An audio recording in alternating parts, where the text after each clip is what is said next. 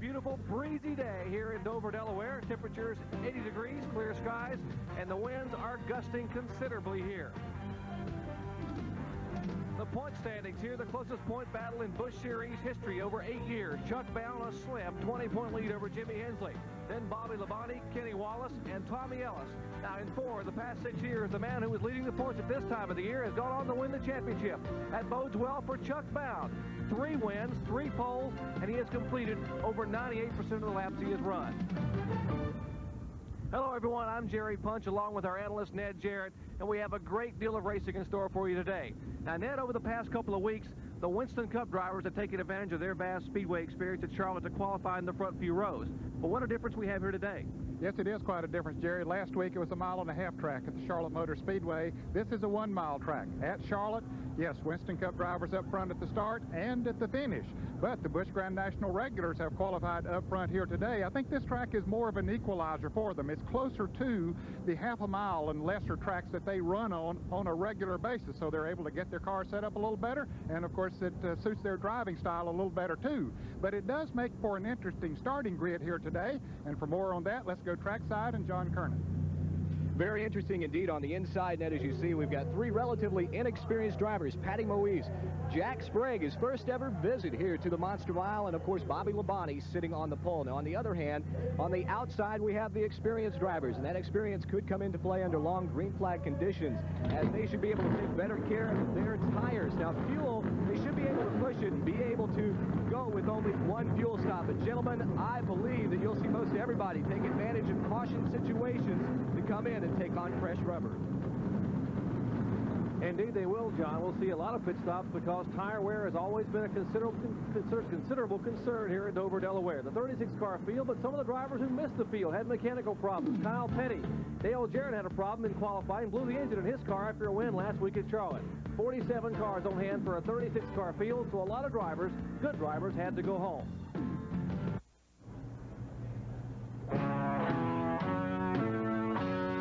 Back at the Monster Mile, very demanding 1 mile racetrack here at Dover, Delaware. The Dover Downs International Speedway, high bank facility, 24-degree banking, and it will be a demanding race today for the drivers here in Busch Series Racing. Taking a look at the Sears diehard starting grid, Bobby Labonte, his first ever pole position, will lead the charge here along with the veteran Tommy Ellis. Row 2, another rookie driver here on the circuit and the racetrack, Jack Sprague, along with the veteran Michael Waltrip. Back in row 3, Patty Moise, her second best qualifying effort ever in Busch Series Racing, along with Ronald Cooper. Then comes Elton Sawyer and the veteran Jimmy Hensley, who won just a few weeks ago up in Nazareth, Pennsylvania. Back to row 5. Harry Gant, who has led more laps here than any other driver, and the 5-time series champion, Jack Ingram. Row 6, Rick Mast, who won his first ever race here at this facility. Back in row 7, Morgan Shepherd and Steve Grissom. Row 8, Mark Martin and Dick Trickle. Back to row 9, Darrell Waltrip, along with Tom Peck. Row 10, 2-time late model sportsman champion L.D. Ottinger, along with rookie driver Bobby Moon.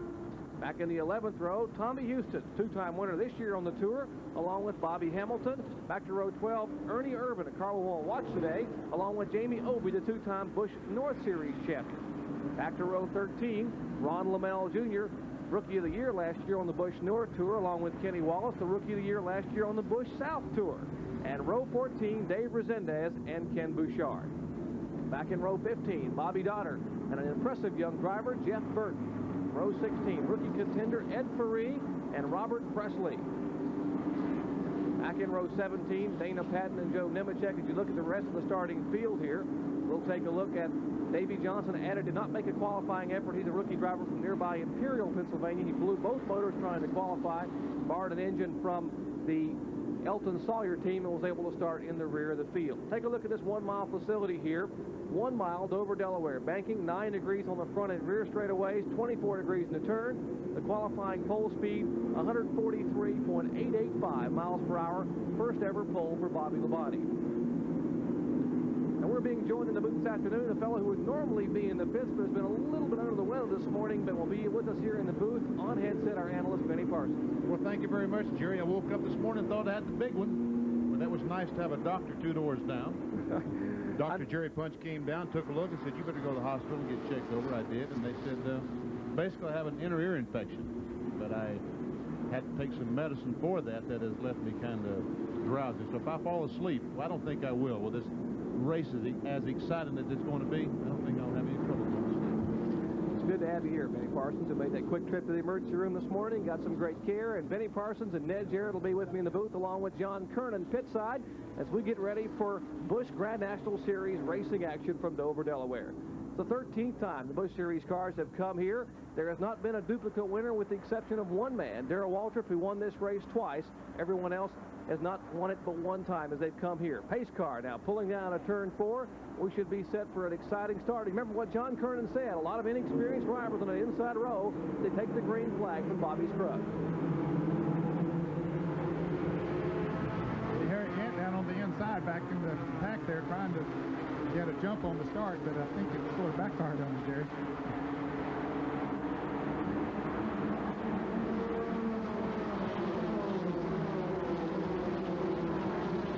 Tommy Ellis picking up where he left off in practice,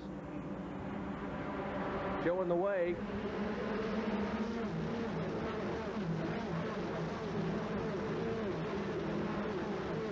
The two veterans able to get a jump on the pole sitter. Bobby Labonte back in third spot. Already Tommy Ellis, who started outside, and Michael Waltrip, who started fourth, is now running second.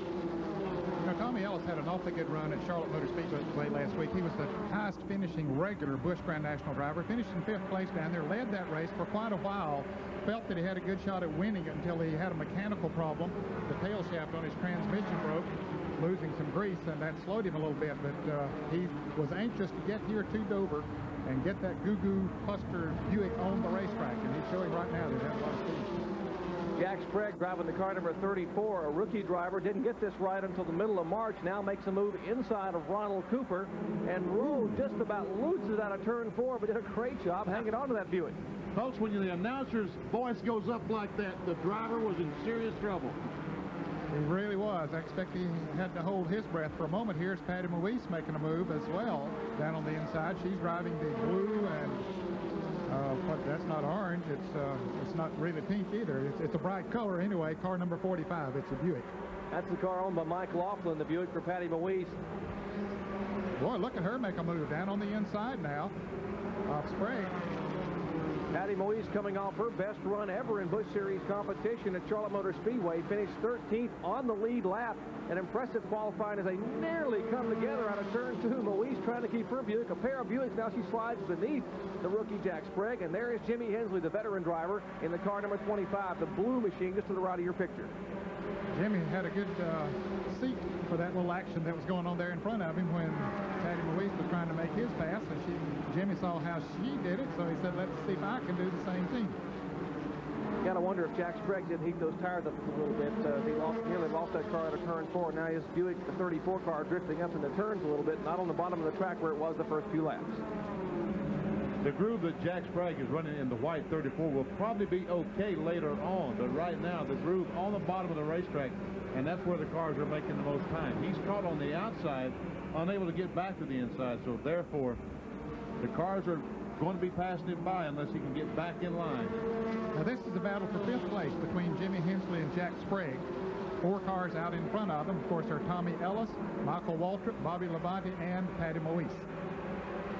Hensley trying to put his Oldsmobile on the inside to move by the car of Jack Sprague. That's the Frank Cece racing car. John Young, who is the crew chief on that car, former crew chief for Alan Kawicki, back when Kawicki won rookie honors in Winston Cup racing. They certainly put a very strong mount together for the rookie driver, Sprague. He's doing a good job staying up there in that second groove. Now he might have went a little too high there, gave Hensley the opening that he was looking for, and now he makes the pass. And the man we talked about at the top of the show, the current point leader now, Chuck Bound, his car number 63. That's the Nescafe Coffee Pontiac, moves beneath Sprague to take over the 6th spot. And here's Rick Mast in the car number 22, moving down the back straightaway inside of Sprague. Jack needs to get on the inside because this freight train is never going to stop. Now he has moved back down on the inside, but as I was going to say, the freight train was never going to stop unless he got back in the groove. You Well, they got some writing on that car, Jerry. I think they just picked up a sponsor as Keystone on the side of the Jack Sprague car, and I think that came about after he had his good qualifying run. It came about yesterday afternoon. They just put it on this morning. Keystone Beer Distributing here nearby, and they certainly felt that the young driver, 25-year-old youngster from Lansing, Michigan, Jack Sprague, has impressed a lot of people by qualifying that car up in the first few rows. We're in the early laps here in Dover, Delaware. Tommy Ellis picking up where he left off in practice as the quick cars. He leads the way, but Michael Waltrip closing in. Early action here in the Budweiser 200 at Dover Downs International Speedway. Tommy Ellis trying to pick up his first one ever at Dover, Delaware, but a lot of veterans challenging. We'll be back after this. Back in Dover, Delaware for the Budweiser 200, Tommy Ellis, the veteran driver from Richmond, Virginia, showing the way, being chased by Michael Waltrip. Then comes the youngster Bobby Labonte, an impressive performance by Patty Moise, and the current point leader, Chuck Bound. 6 through 10, Jimmy Hensley, Rick Mass, Harry Gant, Morgan Shepherd, and the young man who's a rookie here hanging on the 10th place is Jack Sprague. Tommy Ellis really showing the way. They've got to be very, very comfortable down in the Ellis pit. How about it, John Kernan? They are very, very comfortable. I asked Mike Hillman just a few minutes ago if Tommy was trying to make this a runaway lapper. He just looked at me and smiled with a confident smile, and you can see Tommy is still pulling away. Michael Waltrip now trying to really, he pulled Ellis to within about 2 or 3 car lengths, and now Tommy simply just pushed the pedal and pulled away. Yes, as we were going into commercial, Jerry, Michael Waltrip had closed in and looked like he might, in a few laps, make a bid for the front, but then it seemed Tommy Ellis just turned the wick up and started pulling away. Benny Parsons, they made a gear change in Tommy Ellis's car late yesterday, just before qualifying. They went from a 411 to a 422. Ellis said, I need to be able to turn the RPMs here. What's the difference? Well, about 200 RPMs is all the difference we're talking about. But what he was wanting was more RPM in the middle of the corner. As we see Chuck Bound being passed on the outside, but he wants more RPMs in the middle of the corner. When he gets back on the throttle at this racetrack, you have to hit the brakes going in the corner, let off the gasoline, hit the brakes, and get back on the accelerator. When you do that, you want all the RPM or horsepower available to you. The more gear, the more RPM, more horsepower. And it doesn't mean that they're necessarily pulling or turning more RPMs in the race, because their lap speeds are slower than when they qualified and even during practice runs. Right now they're turning about 25.90, where we saw that the pole speed was 25.02. That's the 7th and 8th place cars right there. Morgan Shepherd in the Texas Peach car. That's a Chevrolet Lumina, and the Ford Thunderbird, car number 1, coming to you. That is the Mark Martin machine. Darrell Waltrip having a problem with his car number 17. It looks like he might be headed to the pits. Darrell has been sort of backpedaling through the field, and indeed is coming into the pits. He's going behind the wall, Ned. That means he's out for the day. Eddie Jones and the crew now walking around the car. That's a brand new race car that Mike Laughlin had built for Darrell Waltrip, who's the only driver to win here twice at Dover, Delaware. Waltrip having won Busch Series competition here at Dover years ago, back in the early days of the tour. Waltrip picking up wins back in 85 and 86. Here's a battle for second place. Bobby Labonte has caught up to Michael Waltrip. He had dropped back more than a second behind Michael Waltrip. That is for second position. You can see Tommy Ellis on the left of your screen out front. But now, young Bobby Labonte in the Penrose Sausage Oldsmobile making a bid on Michael Waltrip. John Kernan talked about the rookie contenders. The pole sitter, Bobby Labonte, there in 3rd spot. But again, his first race here at Dover. We didn't expect him just to go out and run off and hide. As a matter of fact, to be where he is, I am fairly impressed with his performance so far. He has impressed people all year long. And the first person to him yesterday after he qualified and set the pole time here was older brother Terry Labonte. He came up and took his hand and said, I'm buying dinner tonight, little brother. Bobby Labonte, remember last time we saw him run so well at Darlington on our ESPN coverage, he finished second down there in this same race car. There goes Jimmy Hensley by the Chuck Bound automobile, and Bound, the point leader, seems to be a little bit off the pace. Looks like the car may be backing up just a little bit. Yeah, he has moved to the inside and let several cars pass him on the outside. That car is definitely not up to full speed.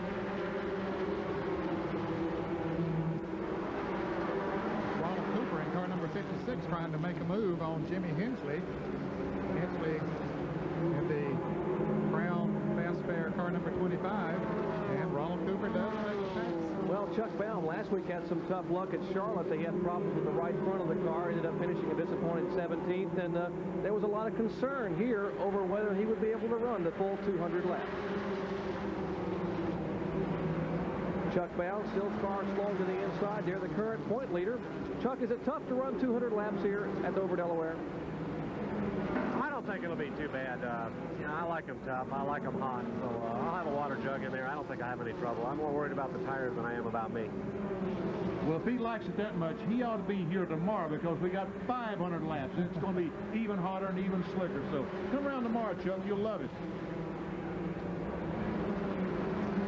We may have just jinxed him because we showed how he was leading the points here. We've had 5 different point leaders in the first 12 events of the year in Busch Series competition. He took over the point lead a couple of weeks ago, and after his dismal finish at Charlotte, he is not running up to par today as Jack Ingram goes by him, as does Tommy Houston.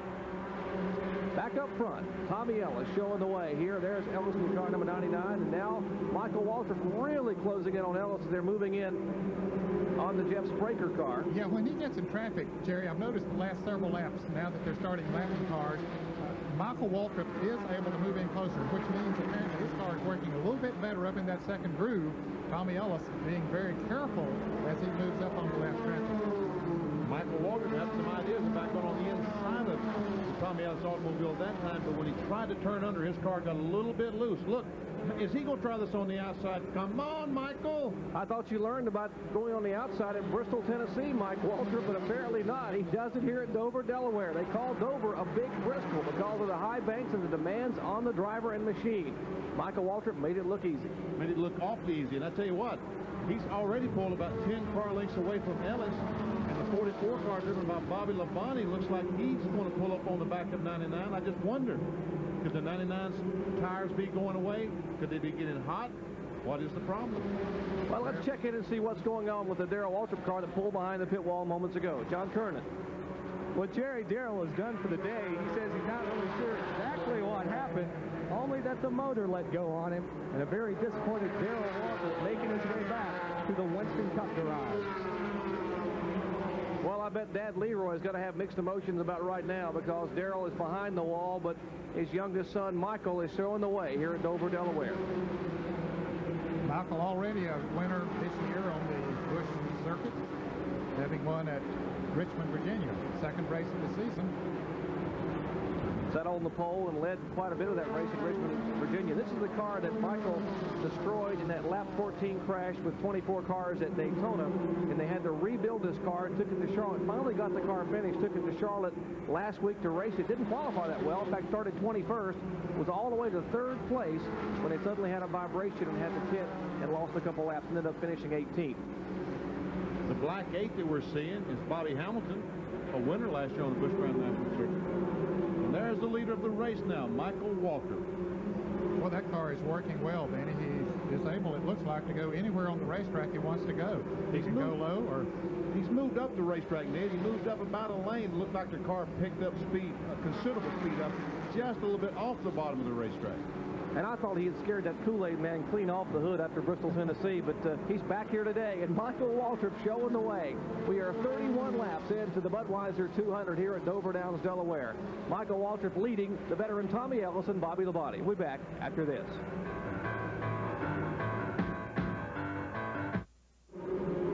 Back at Dover, Delaware, 27-year-old Michael Waltrip showing the way with the Kool-Aid Country Time Pontiac here in Budweiser Racing, the Budweiser 200 Busch Grand National Series.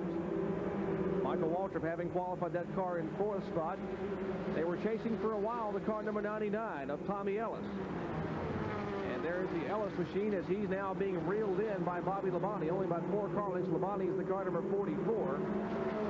And there you see him coming out of turn 2. Average speed thus far 138.996 miles per hour. Race record 118.285. That record was set, by the way, by Michael Waltrip when he won here back a couple of years ago in September of '88. Let's check in the pits with John Kernan. Well, the reason Tommy Ellis is slowed a little bit on the track, Mike Hillman says Tommy radioed in and is complaining that the car is just a bit loose. So they're biding their time right now, waiting for a caution flag so they can come in and put on a couple of fresh tires. Chuck Baum, the points leader of the Busch Grand National Tour, is also slowing down. He has called in and said that he has broken the right rear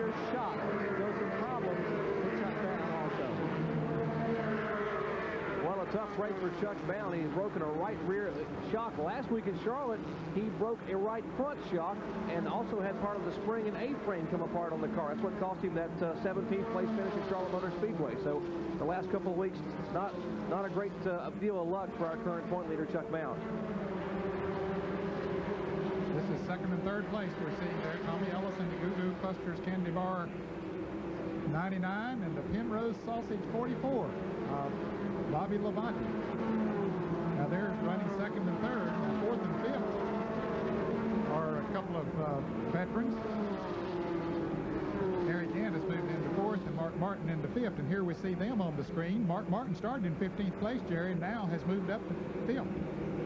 Harry Gant in that Buick Regal. That's a brand new body. It's a car they actually ran last year as an old Buick LeSabre, and they've been working to rebuild that body, put a brand new Buick Regal body on that Stoll car for the Ed Whitaker team. And there's the Bill Davis owned car number 1 of Mark Martin.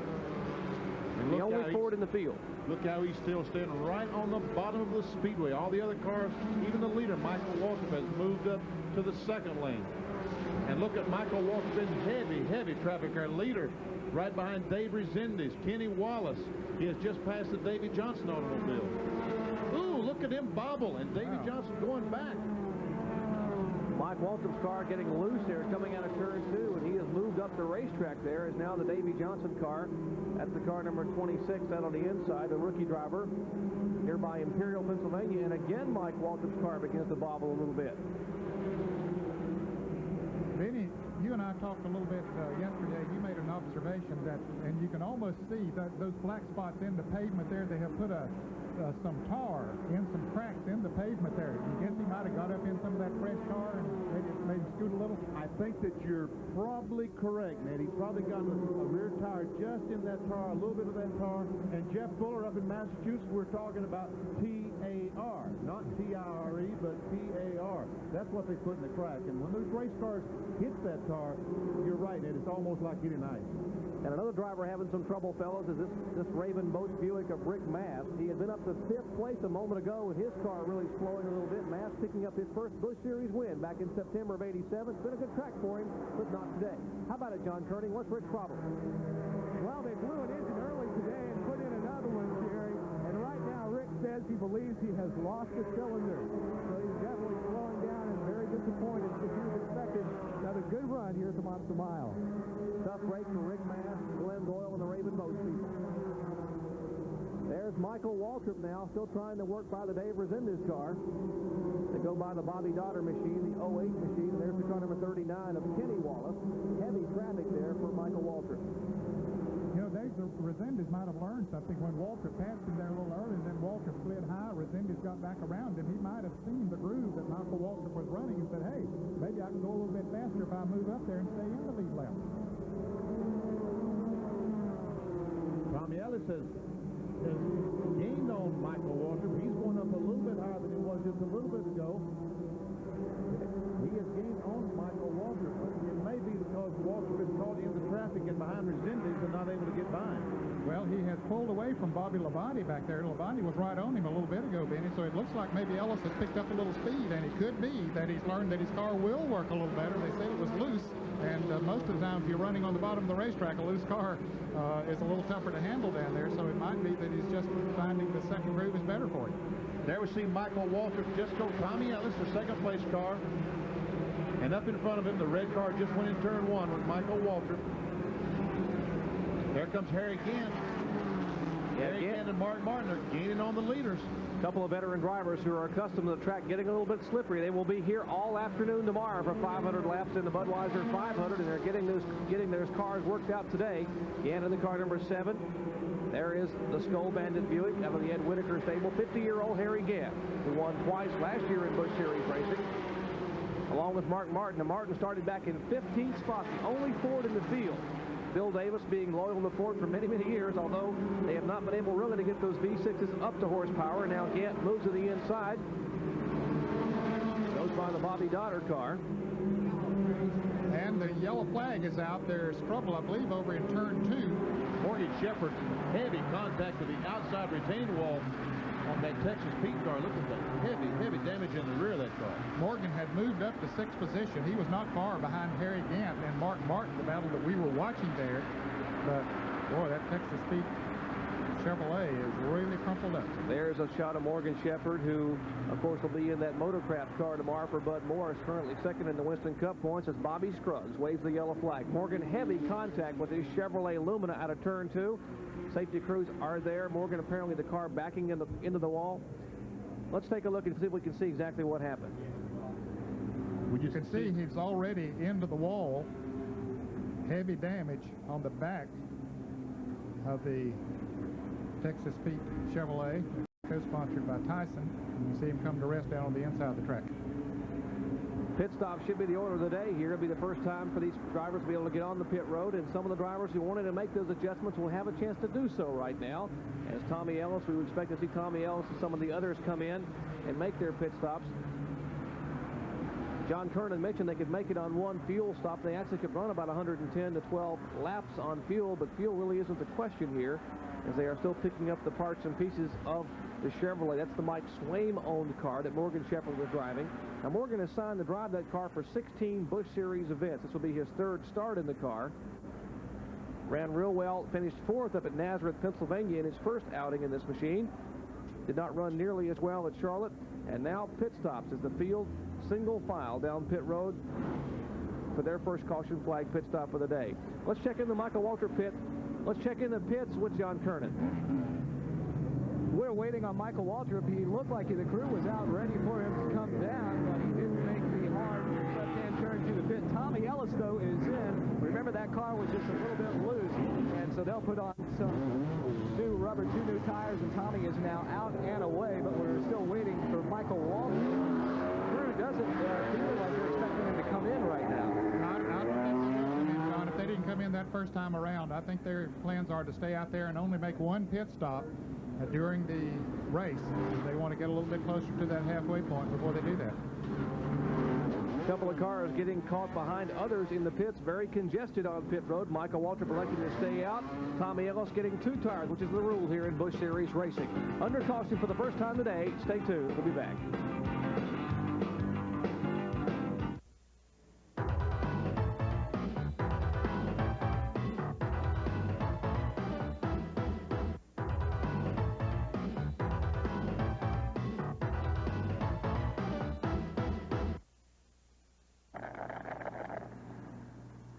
Everyone knows just how difficult that last drop is to get out of the bottom of a cup.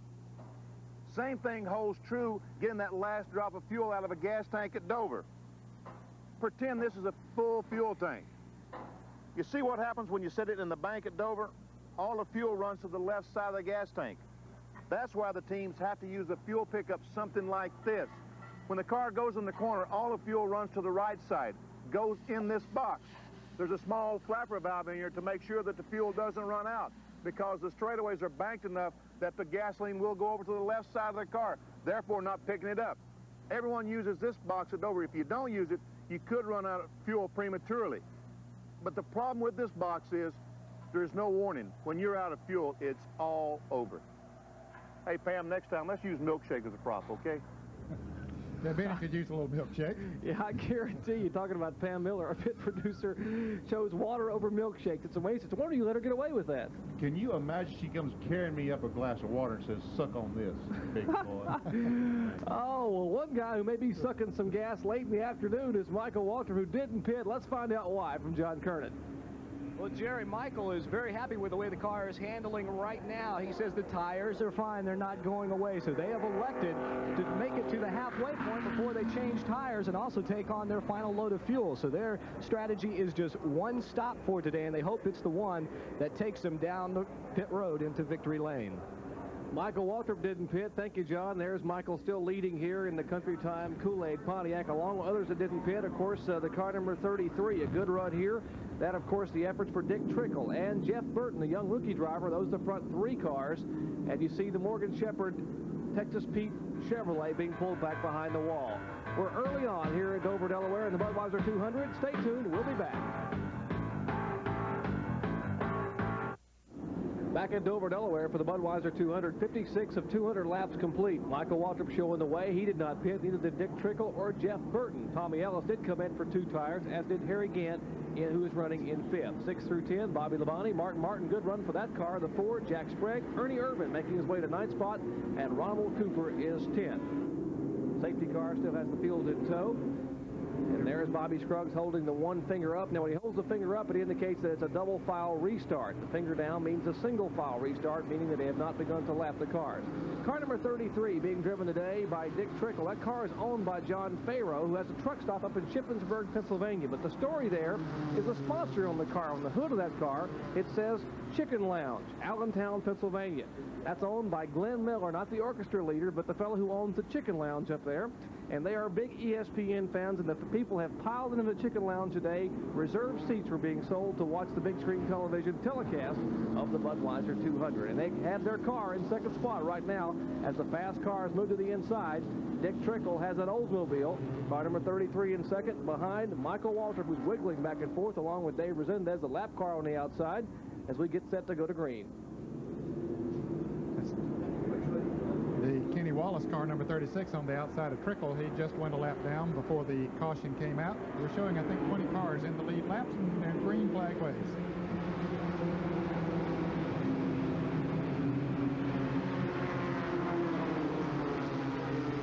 Mike Waltrip pulls down to the bottom of the racetrack, but we'll keep an eye back in the field as Tommy Ellis and Harry Gant and some of the drivers who did pit for fresh tires should be making their way to the front in a hurry. And the new tires should help them some, Jerry. We'll see as they get sort of strung out here. Bobby Moon in the car number 85. That's Jeff Burton, the car number 12. He's running in 3rd place. And Tommy Ellis now on the inside. That's the black car coming at you with the big goo-goo clusters on the hood. That's the Buick. He's running 4th. Harry Gant in the car number 7, the green car, running in 5th place.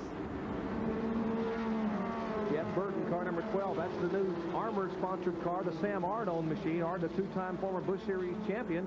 And Ellis really coming in now on the youngster, Jeff Burton.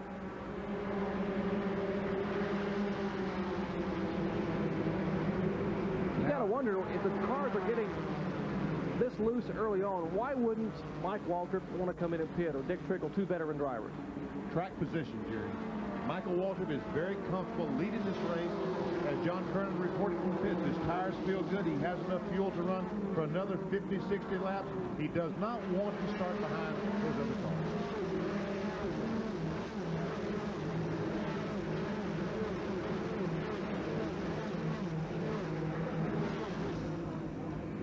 Michael Waltrip has pulled away, and Dick Trickle is trying to hold on. There's the car number 30 of Waltrip. Trickle about 6 or 7, making about 10 car lengths back now.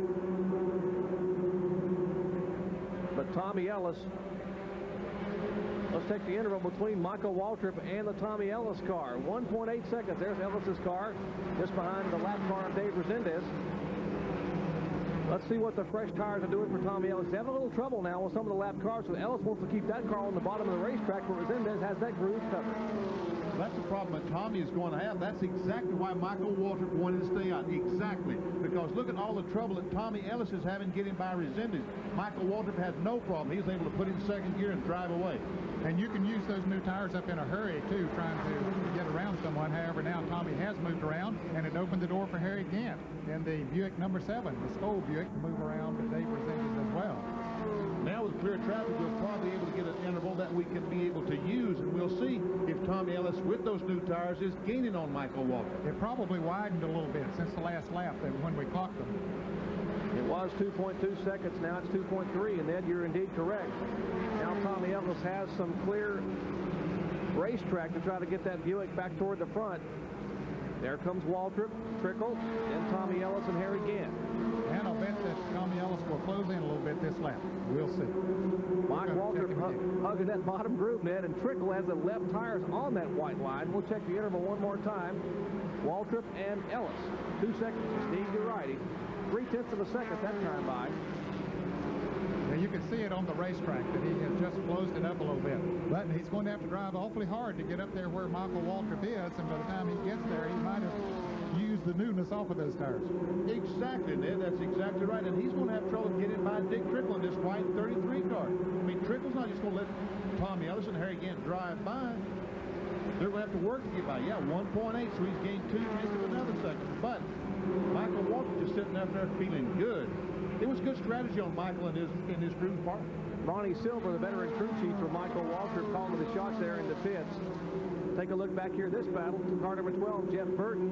And that is the Bobby Labonte, car number 44. And the one, of course, is Mark Martin, 5th, 6th, and 7th place. Now remember, Jeff Burton in the car number 12 did not stop. Bobby Labonte did in the car number 44, and so did Mark Martin. So they have new, fresh tires on the outside. And here's Labonte working on Jeff Burton, the Armor Meats Buick number 12. And we'll update you on Morgan Shepherd that he did climb out of that car. A lot of the people watching back in North Carolina who are big Morgan Shepherd fans, he is okay, we are told, that release from the NASCAR officials, and that's good news. Morgan did hit that wall a ton up in turn 2 in the Texas Pete Chevrolet. I don't think Sonja's here today, so she's watching back in Conover, North Carolina, she and their daughter Shanda. So Sonja Morgan is okay, according to the NASCAR officials. The Armor Meats car, the Sam Ard machine with Jeff Burton aboard trying to hold off. He's moved up on the racetrack and given an open. Bobby Labonte, the pole sitter. The car number 44 is Bobby Labonte. And Labonte just can't quite. Yes, he does on the inside now in turns 1 and 2. They're door to door. But Burton has a little momentum on the high groove. He's able to get a little bit more power up there because, again, the car turns a few more RPMs on as we move higher on the racetrack. But now Tommy Ellis has caught the Dick Trickle machine, and Ellis will begin to try to make his move. Trickle did not win 1,100 short track races by moving over and waving people by. He has not done that for Tommy Ellis. Ellis will have to work to get by this veteran driver. Yeah, he thought he had a chance coming off of turn 2, but it didn't quite work. Trickle's car stand down pretty good to have tires that have already run 70 laps on them. Dick Trickle drove a Busch Series race last week at Charlotte, looked to have the strongest car in the field and possibly did have the strongest car in the field, but on the last lap, Dale Jarrett made the move inside of Trickle to take the win by a scant 3 feet at the finish line. Trickle now driving the John Farrow Oldsmobile here for the first time this year. There's a look at Dick Trickle, the 48-year-old veteran, and Tommy Ellis, former Busch Series national champion here in 1988. Well, I'll tell you, you got 3 of the greatest short track drivers in the country running together there. Dick Trickle, Tommy Ellis, and Harry Gant. I say short track, those fellows can ride on any racetrack. we're in a 1-mile speedway, the Dover International Speedway, and they're doing a pretty good job. I think Tommy Ellis had better make up his mind. If he's, Trickle almost loses the car, gets it sideways, gives Ellis the advantage he needs, pulls alongside. A little tire smoke out of the Oldsmobile for Dick Trickle, and that may mean the tires are given up. Tommy Ellis makes the move on the inside. Tommy Ellis, is this track the Monster Mile everyone thinks it is? I mean, this track awfully tough to a lot of drivers. Is it really the monster here that everyone says it could be? Well, you know, I can only speak for myself. This is my favorite speedway. I'd rather come here than any other speedway we go to. It's been good to me. I adapted real well to this racetrack the first time I ever raced a Busch car here. I ran it second or third, I can't remember, but I like it. And to me, even 500 miles in a Winston Cup car, I'm just suited to me on my style of driving because it doesn't wear me out. You know, he just mentioned he finished second or third. He didn't remember which. Folks, that tells you what it is to win and how important it is to win. They say nobody ever remembers who runs second. The fellow who runs second don't remember who runs second. Yeah, he didn't know if he ran second or third. If he won it, he would have known. He would remember. Yep. And Tommy Ellis, just for the record, has finished second here twice in Busch Series competition. And he's running second right now. Michael Waltrip still out in front of him. Maybe we can get the clock going here in a little bit and see after that battle with Dick Trickle, did he lose to Michael Waltrip, or where does he stand? Well, Dick Trickle's car beginning to fade a little bit. You got to wonder if his tires are going away. Showing the car still bobbling a little bit in the corner. How about it, John Kernan? What's the deal with Dick Trickle's car? Well, Jerry, the concern with Dick Trickle's fit is that his tires are beginning to go away. They're asking to nurse it around and try and make it to the halfway point because they still want to do this race with only one stop.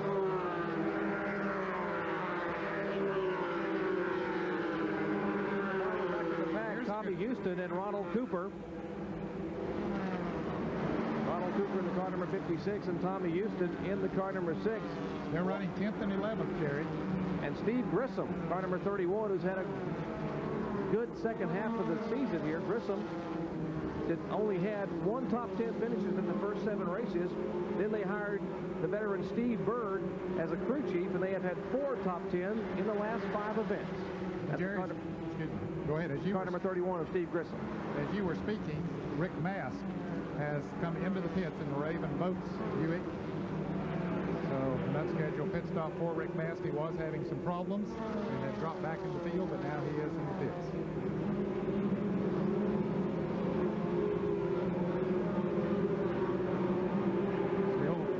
Here he is, still in the pits. And let's go down to the pits and John Kernan. Well, as we said earlier, Rick had thought he had lost the cylinder. Whenever he came down the track just a few laps ago, his car sounded very, very sick. Sounded like it was only running on about 5 cylinders, so he's in the pit now. Looks like they're pushing him back and getting ready to end Rick Mast's day. Now, Tommy Ellis, as I just see going into turn 1, a lot of smoke coming from his car. Tommy Ellis having a problem. You can see the smoke boiling from the Goo Goo Buick. A lot of trouble for Tommy Ellis. Tough break for the 42-year-old driver from Richmond, Virginia. The Hutter racing engine having its trouble there, and the car had really been making its move. Tough break for Tommy Ellis. You know, who knows what, with all that blue smoke coming out, there is some speculation from some of our spotters that he might have burned a piston. It's unusual that the car would run this far and have a piston problem, but he might have been turning it a little bit too much and trying to catch that 30 car. He just might have burned a piston. John Kernan, what do you think? Well, Tommy has said on the radio, he feels that they had leaned the carburetor out too much, and he has indeed burned the piston. And he's now coming down and pulling into the garage area, so a tough break for Tommy Ellis from the outside pole sitter. Tommy Ellis, who was 5th overall in the Busch Series point standings, will lose some valuable ground today to current point leader Chuck Bound. 82 laps complete here. Michael Waltrip showing the way in the Budweiser 200. We'll be back after this.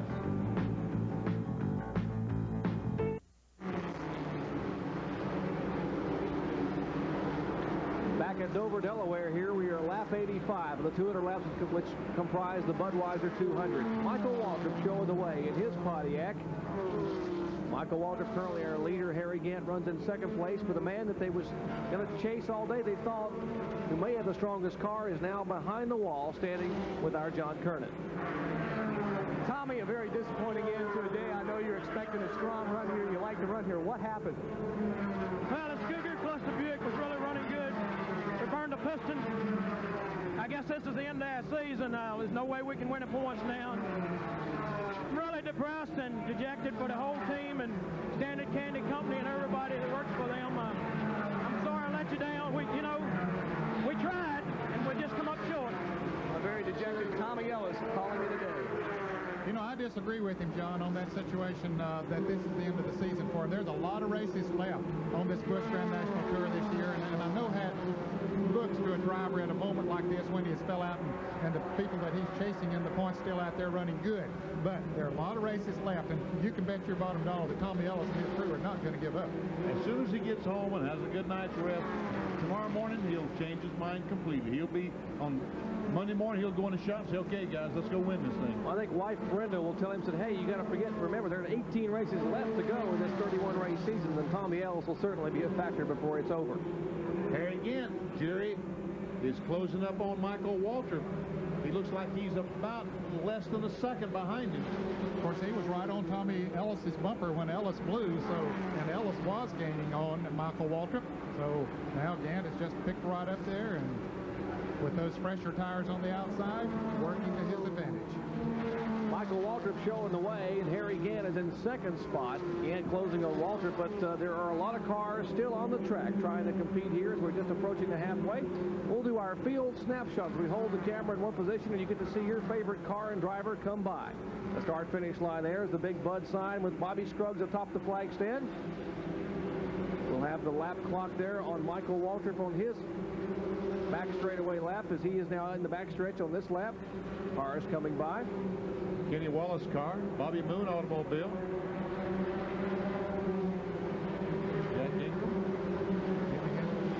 And there's the Michael Waltrip car coming by back to turn 1. Again, it's closed to about 8 or 9 car lengths as they're going to be moving in on heavy traffic. 26.2 the elapsed time, which is a little over a second slower than they qualify, but that's still pretty good when you consider Michael Waltrip has 91 laps on the set of tires he has on that Country Time Pontiac. That's still over 137 miles an hour. They qualified a little over 143, so they haven't lost a lot here, and they've run almost 100 laps here at Dover, Delaware.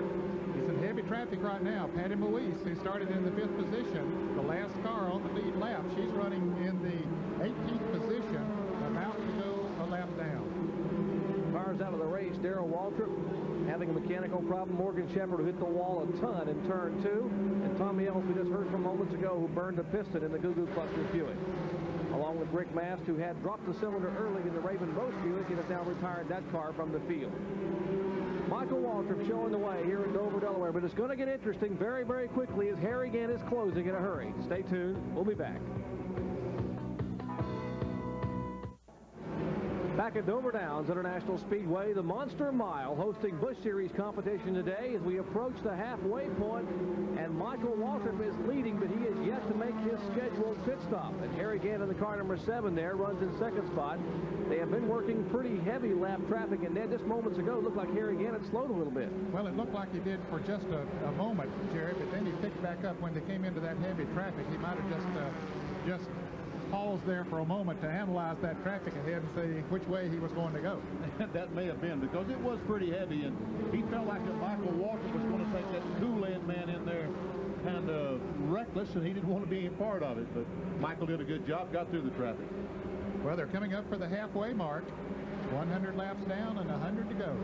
Now, there has been a history, as you saw Benny Parsons tell you earlier in our track fact, about people running out of fuel here at Dover, Delaware. A couple of years ago, Brad Teague seemed to have this race won, and with a few laps to go, the car coughed, sputtered in turn 3, and coasted down pit road. Harry Gant in the past has run out of fuel here, and Michael Waltrip has now run 100 laps here on a tank of fuel. Here's Ernie Irvin in the You Can Rent Oldsmobile. He is currently running in the 6th position, so he has moved up through the field quite well. That car is owned by Charlie Henderson. That's the car that Rick Wilson drove to a victory here in this race a year ago. Brad Teague drove the car earlier in the year at Daytona. Ernie Irvin qualifying that car back in the pack. 23rd position he started, Jerry, so he has moved up to 6th. Ronald Cooper now beginning to move in somewhat on Ernie Irvin. Cooper now driving the Buick. Remember, we told you earlier in the year he began with the Ford Thunderbird. This is the same T-Bird that he actually wrecked at Rockingham on ESPN. They took the sheet metal off, put Buick Regal on it, and now he is closing in, as is Tommy Houston. Yeah, they're running 6th, 7th, and 8th in trouble. For the car number 12 of Jeff Burton, a lot of smoke coming from that car. Will we see a caution? Yes, we will, and it's going to be a break for Michael Waltrip because he was due for a pit stop within 10 laps. And Davey Johnson also getting in possibly some oil and spinning his car number 26 down there. So what a break for Michael Waltrip and Dick Trickle. And it would have been a break for Jeff Burton because he had not pitted yet, but unfortunately he was the reason for the yellow flag. Jeff Burton smoking Armor meets Buick coming down pit road. Tough break for the youngster there, and the car seems to be rolling down pit road.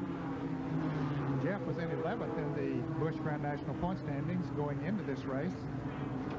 He went to the points he went to the pits like maybe that they could fix the car and get back out. Well, it certainly didn't look like they could fix it by the amount of smoke that the car let out when he went down in turn 1. But they're looking like they have some thoughts of fixing it.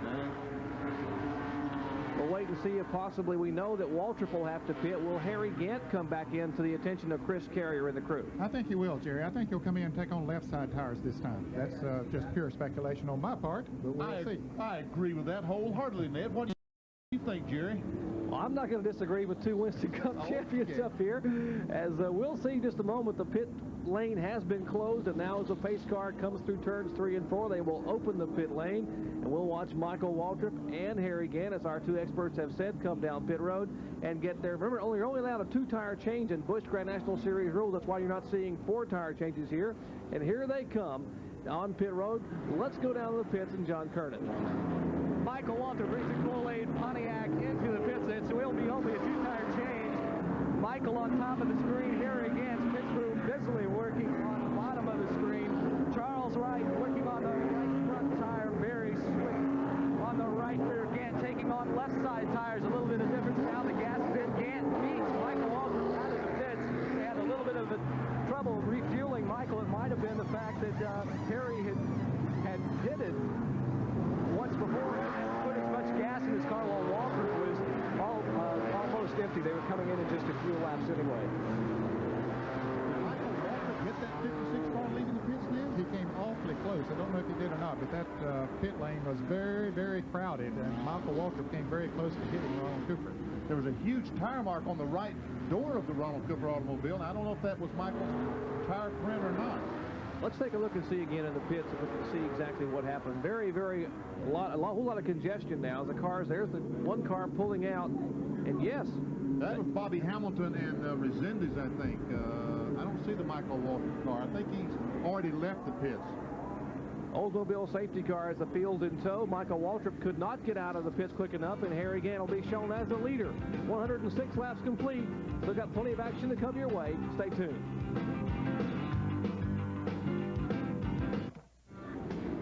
Dover, Delaware under caution here for trouble with the Jeff Burton car.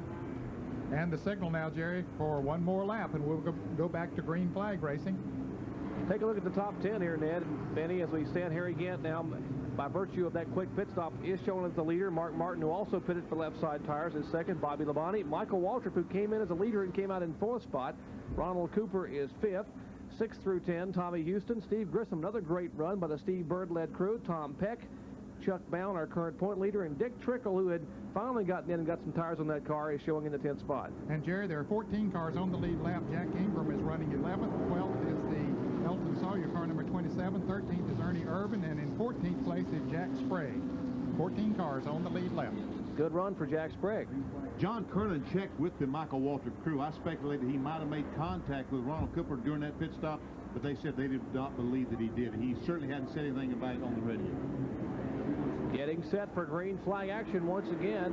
There'll be 90 laps to go when they come by this time.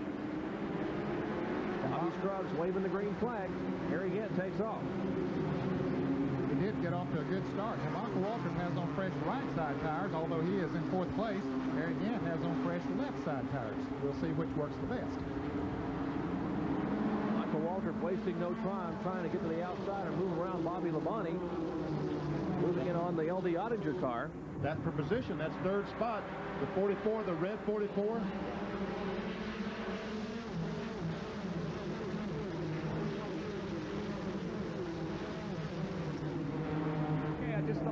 How about it, John Kernan? Harry Gant's going to be feeling pretty comfortable now with his tires. Well, you're exactly right. Remember, he had pitted earlier, took on right side tires. Now he has fresh left side tires. Chris Carrier told him the car would be a little bit loose to take it easy, but it doesn't look to me like Harry is planning to take it easy at all for the first few laps.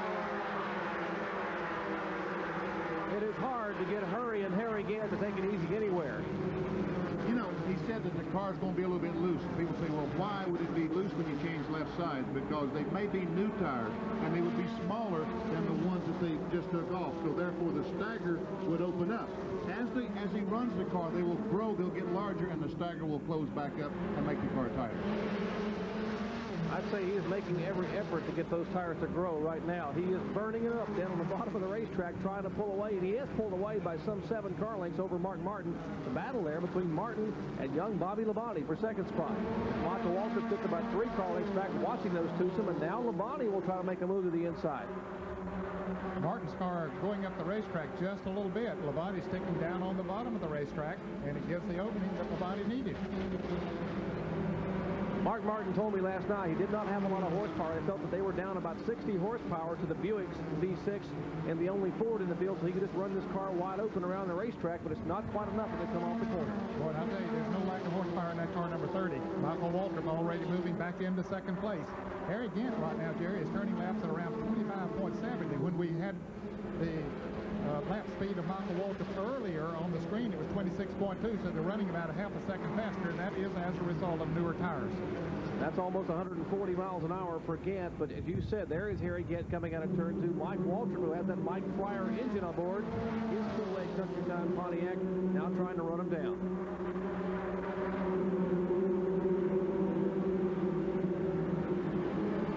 Here is Tommy Houston. That is, I believe, for position. Tommy Houston trying to stay in front of Tom Peck. Tom Peck really smoking those tires. The McConnellsburg, Pennsylvania driver. This is Tom Peck's home racetrack. It only lives about 3 hours from here, right across from McConnellsburg, Pennsylvania, outside of Pittsburgh. He's certainly working on Tommy Houston right now, trying to move on the inside. And he did it. He is on the inside. Looks like he may take the position away going down in turn 1. They're about a turn behind the leaders. Tom Peck, no stranger at all to turning that wheel left and right. He grew up in dirt track racing late models up in Hagerstown, Maryland, and in Williams Grove, Pennsylvania, one of the more famous short tracks in this part of the country. Tom Peck, who had a great run at Daytona, qualified 4th there on the super speedways, and is really coming to his own this year in Busch racing. We have seen him have some good runs here on ESPN. At Darlington, he finished in the top 5 and has had some very good runs.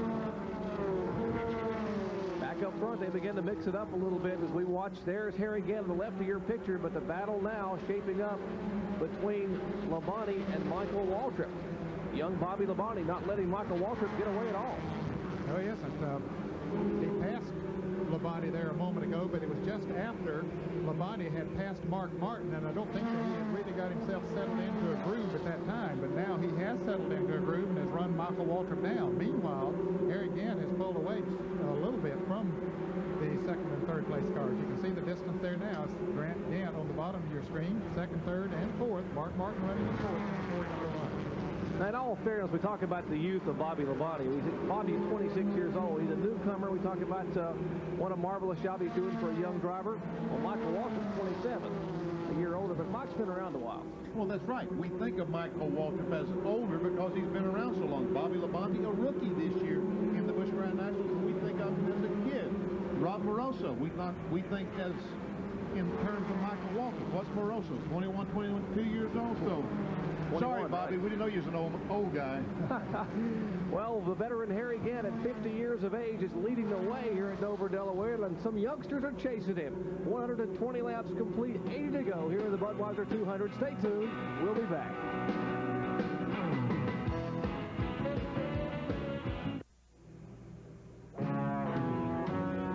We're back at the Monster Mile as our little monster pulls by and let you know we are here nowhere else but Dover, Delaware. 24-degree bankings, one of the most demanding one-mile tracks in America.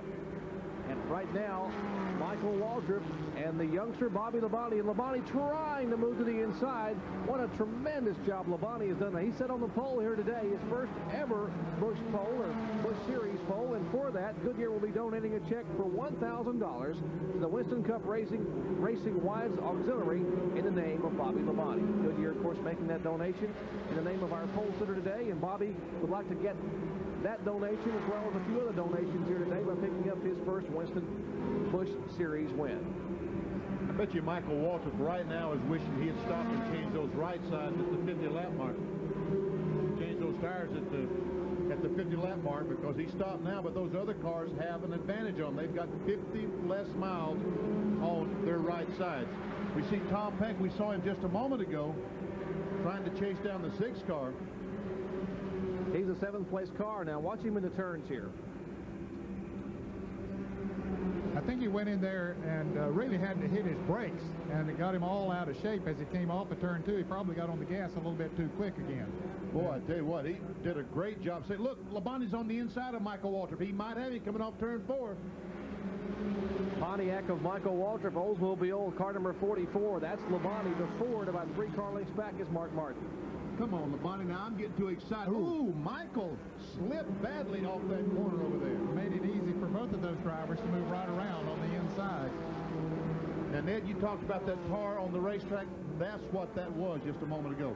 Michael Waltrip caught just a spot of that tar over there, and the car jumped sideways on it. So now Bobby Labonte moves into second, Mark Martin to third, Michael Waltrip drops back to fourth. And Benny, I think you're right. I think he wishes that he had those fresh left side tires on. Had he taken on right sides when Gant and the others did early in the race, Bobby Labonte and Mark Martin both took on right side tires at about, what, the 50 or 60 lap mark. And now they have on fresh left side tires. Gant pulling away. So worn tires plaguing Michael Waltrip right now. He has now dropped back to the fourth spot. And we'll see if 26-year-old Bobby Labonte can reel in that man, Harry Gant, as they come out of turn two. Gant just about a straightaway separation now as he is pulled away. Back in the pack, a couple of cars racing back for the sixth spot. That would be Ronald Cooper. There's the Tom Peck car, number 96. The car that had been slipping and sliding. Peck is currently being shown in the 8th position. Just in front of him, the car number 63, there is Chuck Bound, the Nescafe Coffee's Pontiac, the Hubert and Jeff Hensley maintained machine. He is being shown in the 7th spot. He is trying to reel in Ronald Cooper, the car number 56 of Cooper. Chuck Bound, of course, our current point leader in Busch Series competition, holds a 20-point bulge over Jimmy Hensley.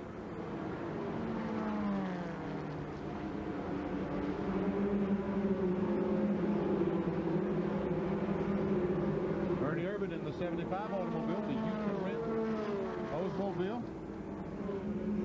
So they made a pit stop when the yellow flag was out a little bit ago for the Jeff Burton car. Then they came back down pit road just before the green came out, so he started shotgun on the field, and he has climbed his way back up in the 9th position on the lead lap. They have taken the Bobby Hamilton car behind the pit wall for the fans in Nashville, Tennessee. Bobby Hamilton is out of the race. Here's car number 33, the Dick Trickle machine, and car number 6 of the right of your screen, a couple of veteran drivers. That's Tommy Houston, veteran Busch Series driver. Tommy making his 250th consecutive start in Busch Series competition today. He has not missed a single race in this, the 9th year of the Busch Series Tour. Back up front, Harry Gant showing the way. Hurry and Harry from Taylorsville, North Carolina. When Harry Gant first made his name in Winston Cup racing, it came at this racetrack driving for Jack Beebe. Everyone remembers that Harry Gant line back years ago. He ran right up on the wall. I remember it well. He took that 47 car up where nobody had been before, and what, he finished second that day, didn't he? I think he did. Yep. Well, he finished second every race about that year. He finished, I think he finished second 7 or 9 times, something like that, before he ever won a race. Let's check in the pits with John Kernan. John? Well, the reason Mark Martin is beginning to fall back, like Rick Mast earlier and some others, he has lost a cylinder. He just buzzed by. He's only running on 5, so a tough break for Mark Martin. Boy, when you're already under horsepower to the other cars in the field and then lose the cylinder, it really does put you at a disadvantage. One thing about it, though, that car has always handled well. You can see it goes through the corners real well, and that'll allow him to still maintain a reasonable speed. Bill Davis is trying to be as loyal as he can to Ford. That car is sponsored by the Carolina Ford dealers. He told me, he said, I would like to run my Ford, and I'm the only Ford out here right now for the Series Championship in 1991, and he's looking possibly to get a sponsor, and I'm sure that if they could find a good effort, he would like to, because the Ford has never won the Busch Series Championship. In fact, it was right here that a Ford won its first ever Busch Series race with Mark Martin aboard back a couple of years ago. Of course, he'd have to get another driver, too, because Mark Martin would not be able to run all of the Busch races. Here's a race he would not be able to run all the Busch races and the Winston Cup Series, too. That's a race for 5th spot. Bound trying to get by the 56 car driven by Ronald Cooper. That's the 63 car on the inside, Chuck Bound. The 96, Tom Peck. 75 car, Ernie Irvin. And there, Joe Nemechek blows her. Looks like he has an engine problem. Going in turn 1, and the caution flag is out once again. Tough break for Joe Nemechek, the rookie driver from Lakeland, Florida. That's the car prepared by Donnie Allison. There's Joe Nemechek, the rookie driver. Donnie Allison, the crew chief on that car, as he erupts an engine here. 139 laps complete. It's getting exciting at Dover, Delaware. Don't go away. We'll be back after this.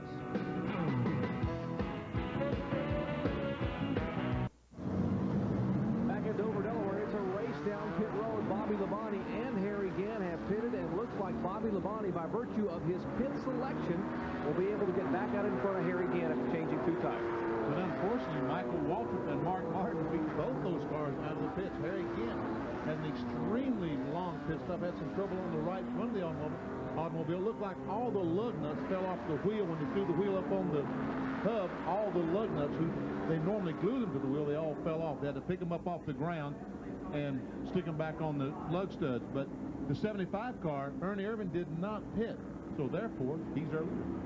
Well, a good run for Ernie Irvan, having qualified in 23rd spot. The Charlie Henderson-owned Oldsmobile, the You Can Rent Olds, and Ernie Irvan is our leader here at Dover, Delaware. Caution flag being displayed again for the erupted engine of Joe Nemechek. Now, that car of Nemechek's is prepared by Donnie Allison. We might want to mention that Eddie Allison, the eldest of the Alabama gang, is recuperating at a hospital in Tuscaloosa, Alabama, after total hip replacement, and we would like to send our best wishes along to Eddie. Let's take a look at some of the pit stops here. We will show you just a moment ago Harry Gant on the bottom of your screen and Bobby Labonte. They go to the right side of the Harry Gant car, and here's Labonte's car into the pits, and they go to the right side of that machine as well. Let's listen.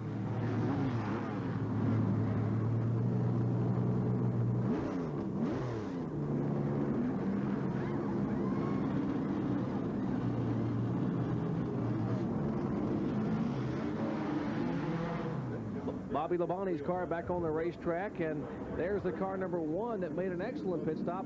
That is the Mark Martin, Bill Davis crew, Carolina Ford dealers, and they came in.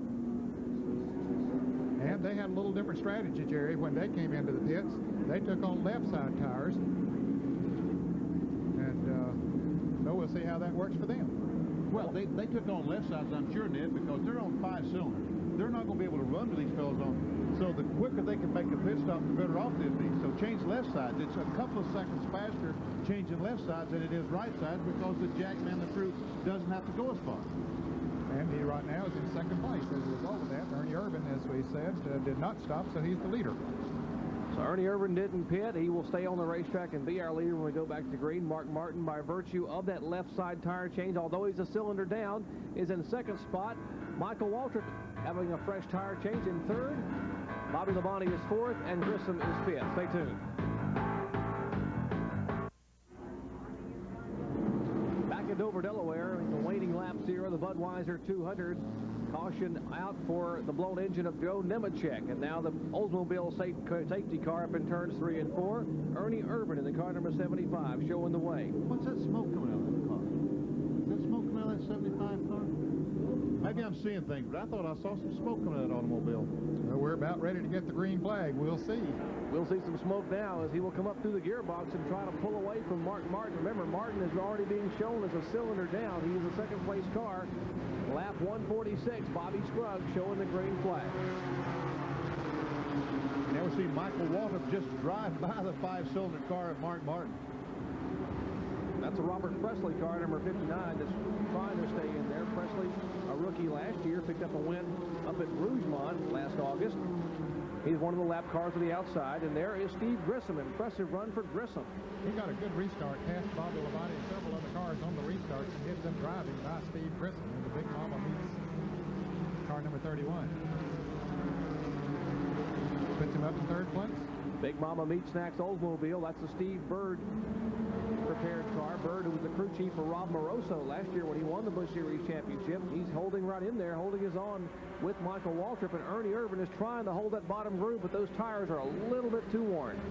Yep, and Michael Waltrip with fresh right side tires just jumps right up on there and moves around. Steve Grissom sitting there, got a bird's eye view of that battle between Mike Waltrip and Ernie Irvan. And Irvan gets tapped, snapped, catches Grissom. Heavy debris. Now Chuck Bound's front of his car catches the hood off of the Irvan machine.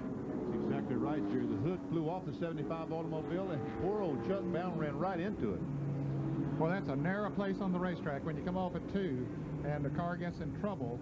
there's just not a lot of them. And look how much damage it did on That's the Chuck hood. Bowden's car. That's the hood of the car. That's the hood of the other car hung on the front of his car. Oh, okay. So it is bang on that. That's the hood. I mean, it's, I guess you're allowed to have two hoods at this time of day, but you see that hood scraping on the pavement there, the Nescafe Coffee Pontiac, and that's the hood off the Oldsmobile of Ernie Irvin's car. Well, now, Chuck Bowden is shown in 5th place. He's going to have to make a pit stop and give up that valuable track position. Look at the you can rent hood.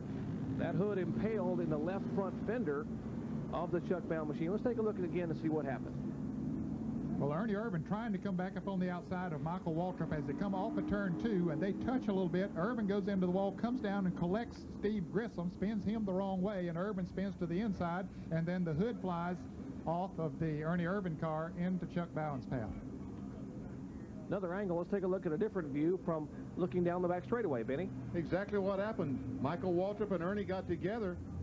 Steve Grissom gets hit in the right rear of his car, spins around. There we see the hood. Now watch this hood in the middle of the speedway. Along comes the red car, and boom! Speared it in the left front. That's what impale means, isn't it, Jerry? Impaled. Impale means he got stuck in the front of the car. There you go. Well, it might be a good thing that that thing was as low as it was. What if it comes up in the windshield?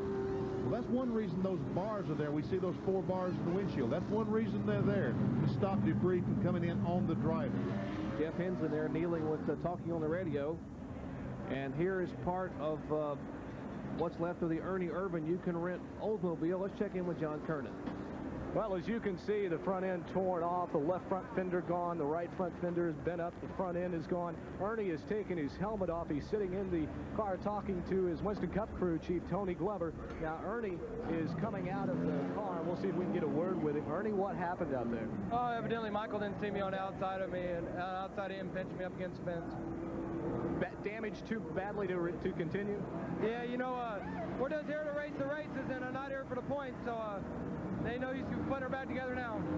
Well, last night, Ernie had told me he had the car to charge to the front, and it ends in disappointment here at the Monster Mile. Let's take a look one more time at what happened up there now. That's Michael Waltrip on the inside, Irvin on the outside, and they get very close. Yes, they do. In fact, they might touch a little bit, and Irvin goes up into the wall, comes down off of the wall, collects the car number 31 of Steve Grissom, who was running in 3rd place. Irvin goes to the inside of the racetrack, and then, of course, the hood goes out into the path of Chuck Bowden. Now, Grissom did one whale of a job keeping his car from being tagged in the outside wall and keeping it again from coming across to the inside. As the crew that Charlie Henderson owned Oldsmobile pushed that car, what's left of that car, back behind the wall. 50 laps to go here at Dover, Delaware. Michael Waltrip showing the way. Steve Grissom comes down pit road. A tough break for Steve Grissom in the Big Mama Meat Stacks car, as they will change right side tires and work on that machine. We will have 50 laps left to go. Michael Waltrip trying to hold off the challenges of a couple of veteran drivers, Harry Gant, Mark Martin, the youngster Bobby Labonte, and Tommy Houston. We'll see who's going to win it when we come back after this.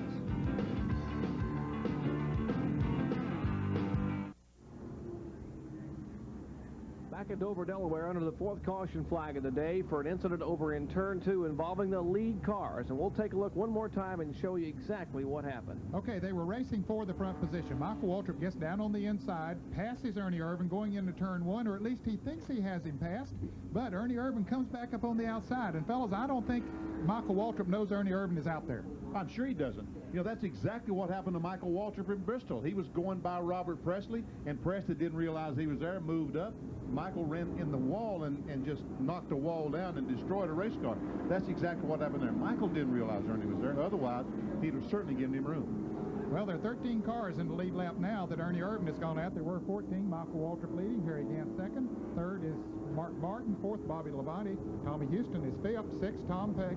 7th is Ronald Cooper. 8th, Dick Trickle. 9th, Jack Sprague. 10th, Elton Sawyer. 11th, Jack Ingram having a good run here today. Didn't make the field at Charlotte last week, but running 11th today. 12th is Chuck Bowden, and 13th now is Steve Grissom. Well, while the safety crews are trying to get the track cleaned up from that debris over in Turn 2, we'll take this break as we get set for the remaining laps here at Dover. Stay tuned.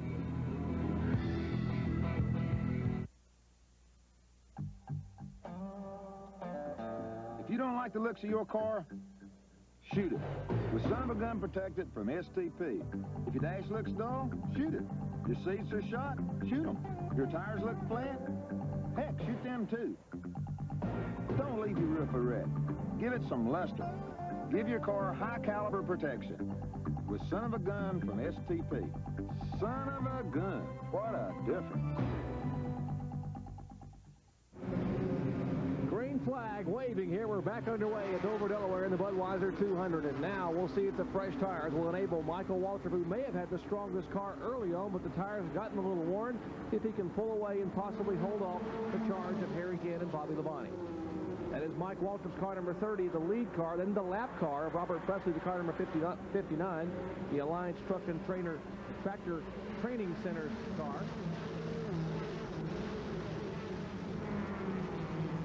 Now, Jerry, none of the front runners pitted on this caution. Of course, Steve Grissom did, and Chuck Bowen, as a result of the problems they had in being involved in that wreck.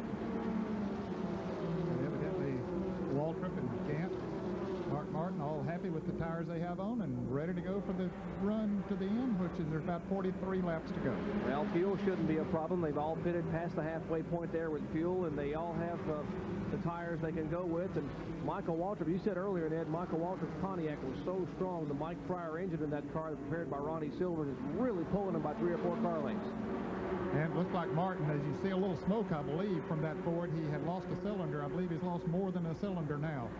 Going high, and a lot of smoke coming from the car now. He's just moved high on the racetrack, let the traffic go by, and he'll try to get it down into the pits. You know, Mike was complimenting Don Kowalski last night. I mean, they have worked so hard trying to put this Ford V6 program together, and Kowalski, they've won races with under-horsepowered cars because of the handling, but it gives up the ghost here today. The Bill Davis car heads down pit road, and Mark Martin will head back toward the garage area.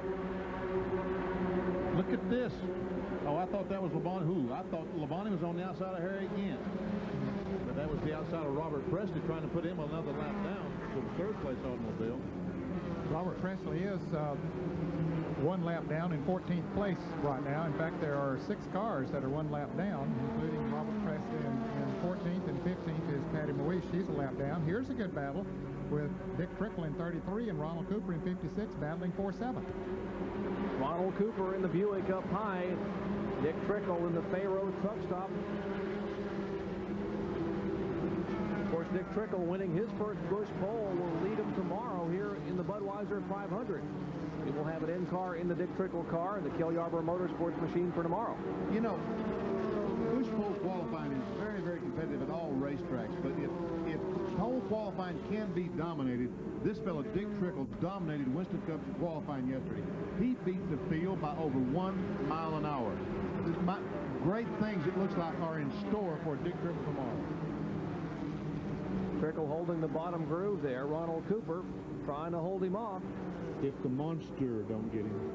Well, the monster has perhaps gotten the car number 31 of Steve Grissom, who was involved. He was running in 3rd place. It was just black flagged for going too slow out on the racetrack, so they did not get all the repairs needed on that Oldsmobile, the Big Mama car. So now they're checking to see if they can make other repairs to get him back out there. Tough break for this young man because he had moved up, was running a solid 3rd when he was taken out of the race, not of his own doing. That's Steve Grissom, the car owned by his dad, Wayne Grissom, and of course Steve Bird and the crew working on the car. And trouble going into turn 3. Big trouble. Patty Moise, Dave Resendez in car number 79. That's Patty Moise in car number 45. See other cars going by on the outside. There is a wheel flying around there, like a wheel fell off one of these automobiles. Heavy contact in turn 3. Patty Moise's Buick has come to rest there. That's the car number 45. The 79 of Dave Resendez.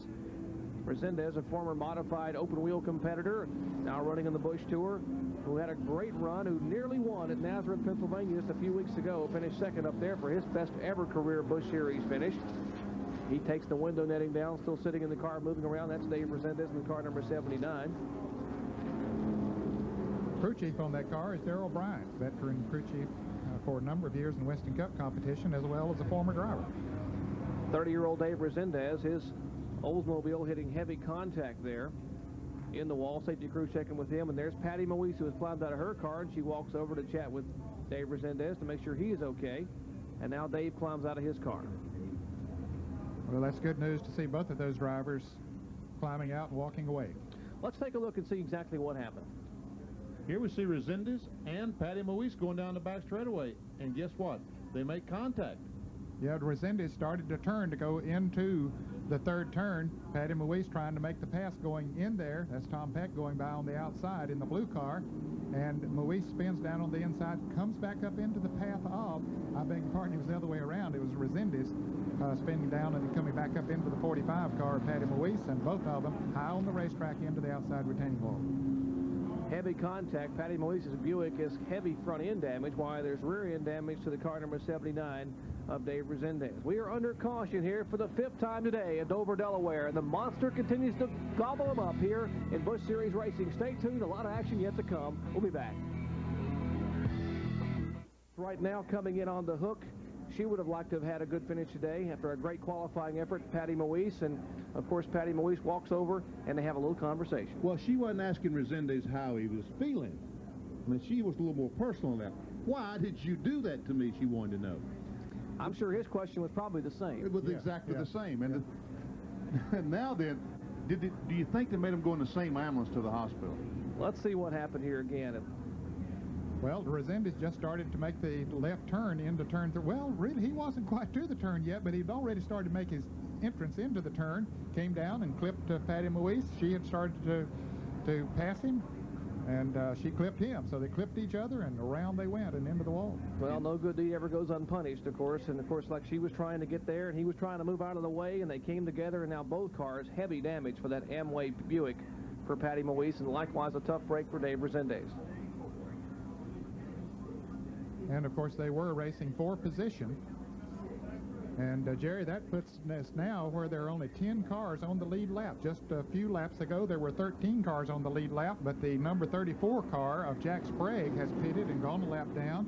And, of course, Mark Martin going out of the race recently, and the car number 31 of Steve Grissom being black flagged. So now only 10 cars on the lead lap. Michael Waltrip leading here. We might mention the qualifying in IndyCar racing at Milwaukee. Rick Mears is on the pole up there in his Penske 90 Chevrolet powered machine. Danny Sullivan on the outside up there. Those guys trying to make up for their abysmal luck at Indianapolis here last week.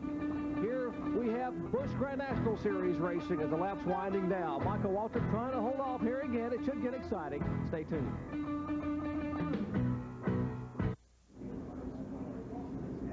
Back at Dover, Delaware, the Oldsmobile safety car now has those lead cars in tow as we are just completing this latest caution flag of the afternoon, the 5th caution for the spinning cars of Patty Moise and Dave Resendez. Out of the race early, Darrell Waltrip, mechanical problems. Morgan Shepherd, heavy contact in the wall. Rick Mast, Jeff Spraker, Jeff Burton among the other cars out of the race here. Dana Patton, Ron Lamell Jr., L.D. Ottinger experiencing mechanical problems. Joe Nemechek having a blown engine. Ernie Irvin involved in an accident. Mark Martin, engine expiring in his Ford. And the latest two for this caution, Patty Moise and Dave Resendez. Still trying to clean up the debris over in turn 3 where we had the accident between Moise and Resendez. They have to pay a lot of attention. The crews have to pay a lot of attention because one little sliver of metal off these automobiles can puncture a tire. Therefore, the tire going flat, and the driver have to make an unscheduled pit stop. And it's a shame when someone goes as far as they have now, 170 laps, and a flat tire would cost them a shot at victory. Great crowd on hand here today for Busch Series Racing. When they built this track in '69, they said maybe we'll get 30,000. Well, they got more than 30,000 here today for Busch Series Racing. Stay tuned. It's exciting. We'll be back. Back to Green Flag Racing here in Dover, Delaware, and Harry Gant is now trying to reel in Michael Waltrip. Lap 172, 28 laps remaining, 27 this time by. It is Waltrip, Gant, and then Labonte, the top 3 cars. And running in 4th place now is Tom Peck. And, well, now they're splashing Dick Trickle up there in that position. He thought had went around Tom Peck, but I don't think that's the situation. I think the car number 56 of Ronald Cooper is up there in the top 5. But the top 2 are Michael Waltrip and Harry Gant, and not far behind them is the car number 44 of Bobby Labonte. Labonte's car slipping up in the turns. Michael Waltrip trying to pick up his 4th ever Busch Series win. He got his first win in Busch Racing here at Dover, Delaware in September of 1988. And then, of course, he won his 2nd one up at Indianapolis Raceway Park, where we'll be later on this year for our ESPN coverage at Bob and Eileen Daniels facility in August of last year. Then he won from the pole at Richmond in February of this year. We saw Harry Gant just go around the car number 8 of Bobby Hamilton. We had mentioned earlier that he was out of the race, but he has since come back into the race, running slow around the track, but trying to get as many Busch Grand National points as he can. Michael Waltrip has that car hugging the very bottom of the racetrack. There's the Ronald Cooper car. As you see the cars now spreading out, Ronald Cooper being shown as the 4th place car. Having a good run here today. And right behind him, that blue car, you know, that's the Tommy Houston car, or is it the 96 car? Those blue and white cars sometimes sort of gets mixed up on the screen. Tom Peck, that's Tom Peck, who is running in 5th place. Cooper in 4th and Tom Peck in 5th place. Dick Trickle being shown in 6th now. Tommy Houston in 7th. There's the Tom Peck car. A lot of smoke off that right front tire as Peck keeps the car down on the bottom of the racetrack.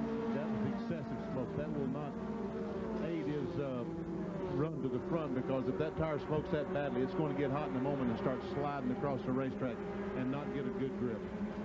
Now, we talked about the 33 car of Dick Trickle. He is running currently in the 6th position, but Tommy Houston in the blue and white car right behind him, the Rosie Store Buick number 6, is trying to take away that 6th position from Dick Trickle. He moves up on the outside. Can he pass out there? Ernie Irvin tried it and didn't make the pass, but Tommy Houston did. Ernie Irvin, of course, trying to pass the leader, Michael Waltrip, earlier, and they got tangled and into the wall. But Tommy Houston makes the pass. Trickle trying to come back on the inside, but can't quite do it. Tommy Houston needs to get a good finish here. He has dropped back in the point standings to 6th place following a blown engine last week in Charlotte. Here's our current points leader, car number 63. That, of course, is Chuck Bound. He is currently being shown in the 9th spot. And in 10th place is Jack Ingram, still on the lead lap, having a good run here today in the Skoll Chevrolet. Now, this 27 car we see on the left of the screen, that's Elton Sawyer. He's being shown in the 8th position. He's having a good run today in the Waltley Meats automobile. That's the A.G. Dillard-owned car. They just signed a 2-year deal with Waltley Meats, and that is a rising star there, Elton Sawyer. He will definitely be a factor in this series point title before the year is over. And the A.G. Dillard car is, A.G. Dillard is the father-in-law of Rick Mast, and of course Rick Mast had driven the Dillard car for a number of years. Battle heating up back there for 4th spot. Ronald Cooper in the car number 56. That's the Buick.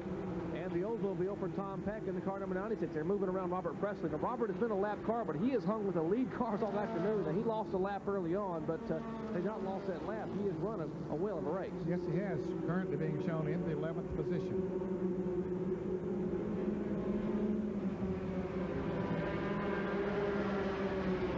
Tire marks on the right side of the Ronald Cooper car. He started out the year condition driving Fords, and they couldn't get the engine parts to keep the engines together, and so they decided to switch back to the Buick.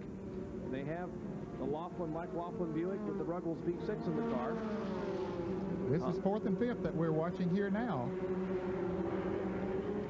Good battle on the racetrack, and it looks like Tom Peck maybe picks up in the turns, especially coming off the turns, Denny. Well, he's certainly running a shorter way around the racetrack, because he's running out on the bottom of the speedway. Cooper going to the top of the racetrack, having to go a much longer distance than the 96 car. But when he comes over the turns, he's got it pinched a little bit and really smokes those tires. And that'll heat him up in a hurry. And Cooper, meanwhile, up on top of the racetrack, lets the car come off very free. Look at him smoke those tires coming off the 4th corner, trying to get by that red and gray number 56 driven by Ronald Cooper. Battle heating up front now. That's Harry Gant in the car number 7, and Bobby Labonte. Labonte has reeled in Gant, and they are both getting to close now on Michael Waltrip as the laps wind down. 15 laps to go. It'll be 14 this time by, and they have narrowed Waltrip's lead to about 5 car lengths, but Labonte now within a car length again. And Tom Peck has moved around. The Ronald Cooper car has moved into 4th place, but Bobby Labonte is really working on Harry Gant. Now, the experience of Gant. Labonte doesn't have that much super speedway experience. Will he be able to take him? I don't know, Ned. Harry Gant, 50 years old. Bobby Labonte, Jerry mentioned earlier, 26 years old. Harry Gant almost twice as old. He's been driving a race car as long as Bobby Labonte has been around. And meanwhile, they've been racing each other, and it looks like they might be gaining just a little bit on Michael Waltrip, the leader. I think they have picked up on him. Well, Harry, being the veteran driver, knows you can't abuse those tires for long here on the 24-degree bankings at the Monster Mile, but apparently time is running out. It will be 12 laps to go this time by, and Gann has decided to take the bridle off and try to reel in Michael Waltrip.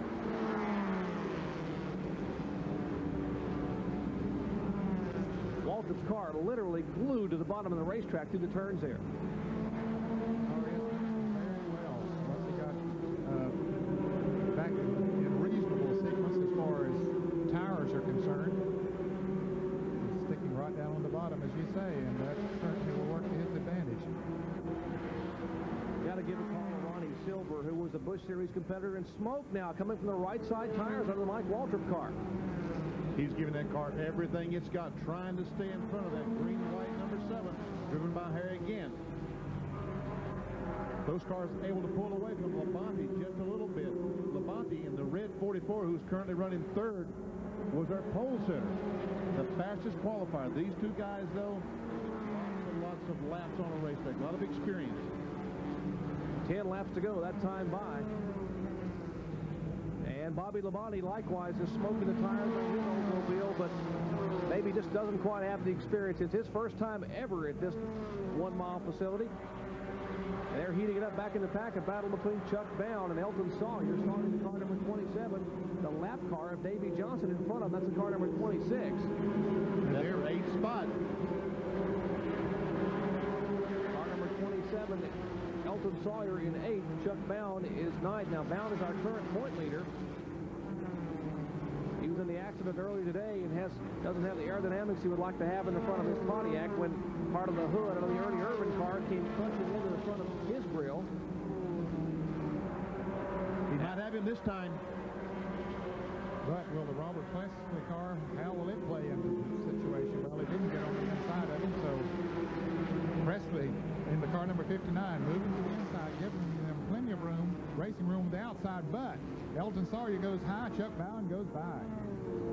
Elton Sawyer's car drifting very high. That cost him a position. Chuck Bound will take over the 8th spot. Sawyer will be 9th, and Jack Ingram is 10th. Those cars on the lead lap.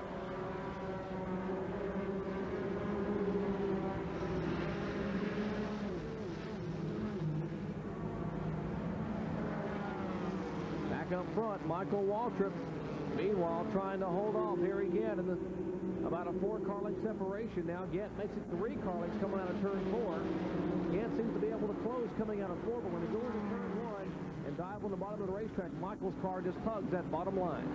He comes off the 2nd corner. Michael Waltrip's car awfully good. Maybe that's one reason that he did not realize that Ernie would be on the outside, because he got off that corner so well.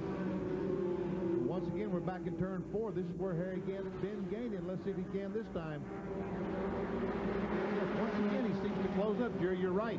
Coming off this corner. 5 laps to go. Just 5 more, Harry. Time to get going. Harry Gann, who owns the qualifying record here at Dover, Delaware, would like to pick up that Busch Series win here, but Michael Waltrip is being very, very tough. And now it looks like Bobby Labonte is beginning to close a little bit on him again. You can see him come into the picture there. When they come off at turn 4, Labonte is closing in a little. And Harry Gann has closed up. He's just 1 car length behind Michael Waltrip. Well, the last Busch Grand National race a week ago today at Charlotte, North Carolina, it was a photo finish between Dick Trickle and Dale Jarrett. Battle back for 5th and 6th. That is a Ronald Cooper, Tommy Houston battle. Those cars battling for the 5th spot. Houston was way behind Ronald Cooper when he passed Dick Trickle and has run him down now, trying to get in the top 5. Back up front, the fans are on their feet. Laps are winding down. Harry Gann now closes to make it 3 car lengths, trying to pull it to 2 car lengths in the back stretch. It'll be 2 laps to go this time by. Michael Waltrip trying to repeat where he won his first ever Busch Series race, coming to turn 3 and 4. And Gann is on the bottom of the racetrack. A car length separation out of turn 4. I don't believe you'll get it, guys. I believe Michael Waltrip will hold on unless he makes a bad mistake. Well, Harry trying to hold that bottom groove. That time he was able to keep his Buick down to the bottom of the racetrack. It's a Pontiac for Waltrip, a Buick for Gann, an Oldsmobile for Bobby Labonte. Fans are standing and cheering, moving as Gann now inches closer and closer, a half a car length in turn 4. White flag from Bobby Scruggs, and the battle also heats up back there between Ronald Cooper and Tommy Houston. That's for 5th place. Battle for fifth. Cooper holding him off, but how about up front? Who's going to win it? Michael Waltrip has the advantage of half a car length. Last time, Gant will dive to the bottom of the racetrack. Final lap. White flag is being waved by Bobby Scruggs. And on the groove on the inside of the track, and Gant will go high out of turn 4. But Michael Waltrip will hold off Harry Gant to take the win. Let's see this battle back. And Houston on the inside. The battle for fourth spot. Tommy Houston, no. Ronald Cooper holds him off. And what a finish here. That's the finish for the 5th spot. Tremendous race here, and there's a celebrating crew. Ronnie Silver in the crew, the Country Time Lemonade Kool-Aid Pontiac. Michael Waltrip, well done.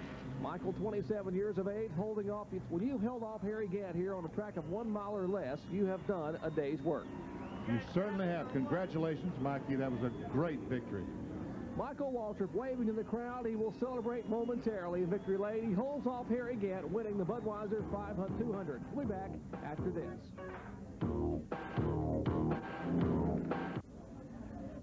Back in Dover, Delaware, Michael Waltrip has held off the charge of Harry Gant to pick up his 2nd win of the year in Busch Series competition. Let's go down to the Sears Roadhandler Winner Circle interview with John Kernan.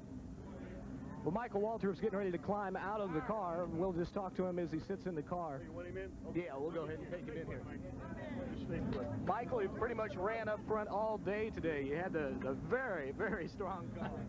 Well, we knew it was good from the beginning, and we got a little bit off on our tires there when we elected not to stop early. But I knew the way I was beating them, that once we got the right tires, we were going to be hard to beat. I want to say thank you to a lot of people, Ronnie Silver, all the guys that work on this car. They do a super job. Chuck Ryder and Lowrance Harry, my owners, Kool-Aid and Country Time.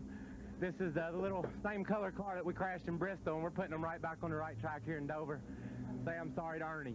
Hit some slick stuff coming off, too, and just got into him a little bit, and I guess I got him in the wall, and I hate it, but I guess that's part of it. I'm just real pleased for everybody involved.